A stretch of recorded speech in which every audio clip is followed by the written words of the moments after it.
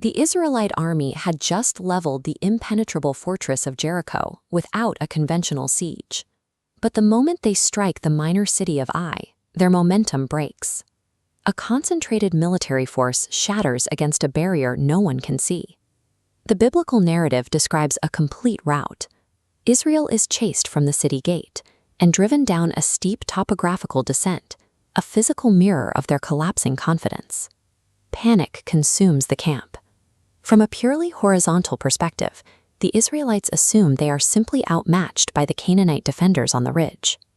This interpretation ignores the recent collapse of Jericho's massive walls. In this war, tactical superiority has never been the decisive variable. To understand the defeat, we have to peel back the topographical map of Canaan. Beneath the terrain lies a complex legal structure. The reversal at Ai represents the physical execution of a cosmic eviction notice. Joshua responds like a desperate general. He tears his clothes and falls before the ark, pleading with God about the looming threat of surrounding armies and optics of failure. Joshua maintains an earthly focus on geography and military survival. Yahweh, however, addresses the crisis from a cosmic perspective, where success depends entirely on covenant alignment. God rejects Joshua's intercession with 3 words: Israel has sinned. This diagnostic shift moves the cause of the defeat from the city walls of Ai to the internal condition of the Israelite camp. Standard intercessory prayer cannot resolve a structural covenantal breach. Joshua is attempting to solve a legal crisis with military logic. This diagram illustrates the harem, the law of devoted things. As the first fruits of the conquest, everything in Jericho belonged exclusively to Yahweh's sacred treasury. A soldier named Achan disrupts this sacred economy. He diverts a Babylonian garment, silver, and gold, hiding them beneath his own tent. The Babylonian robe carries symbolic weight. By taking it, Achan imports the influence of a rival, anti-Yahwistic civilization directly into the heart of the community. In ancient covenant thought, Israel functions as a single, unified, mobile sanctuary. The nation is a corporate body. Because of this identity, Achan's hidden theft defiles the entire camp. Watch as the warning color radiates outward from the tent, structurally compromising the sanctuary.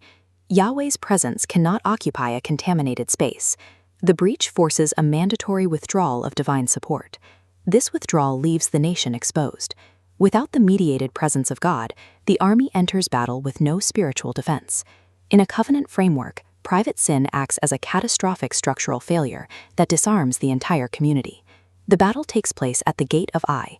In the ancient Near East, the city gate served as the seat of government and the threshold of judicial authority. Biblical geography suggests the land was divided under various spiritual administrations. Ai sat within a territory allotted to a hostile, non-Yahwistic authority.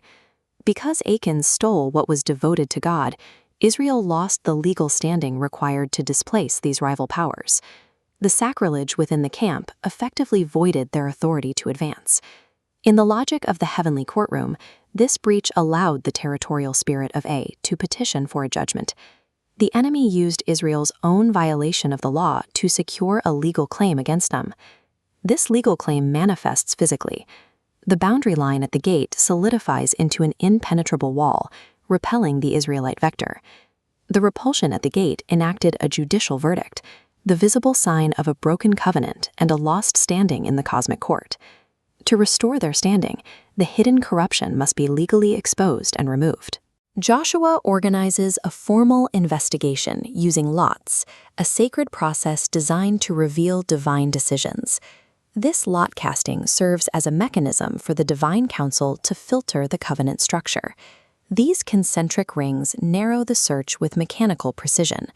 The rings lock into place one by one, through the tribe of Judah, the clan of the Zerahites, finally identifying Achan. Investigators unearth a Babylonian garment and the silver buried in the earth beneath Achan's tent, confirming the heavenly verdict with physical proof. A public investigation of this scale shatters any illusion of communal safety, forcing the people to confront the hidden reality of their situation. The direct public exposure of Achan's guilt realigns the community's focus from military tactics back to covenant fidelity. Divine exposure acts as a structural intervention, identifying vulnerabilities before they can lead to total destruction. The account concludes in the Valley of Achor with the execution of Achan and the destruction of the contaminated goods. This process reflects elimination biology. In sacred space, a contaminant cannot merely be ignored. It must be completely removed to restore the holiness of the camp. Look back at our legal map. When the defilement is deleted, the adversary's legal grounds vanish. This causes the barrier at Ai's gate to dissolve. With the obstacle removed, Israel's advance resumes, and the army breaches the gate with ease. Joshua 7 warns that hidden sin is an active disruption of order. It renders a community defenseless within a hostile spiritual landscape. Visible physical outcomes are the downstream results of invisible covenantal realities. Access to the threshold requires alignment with the judge.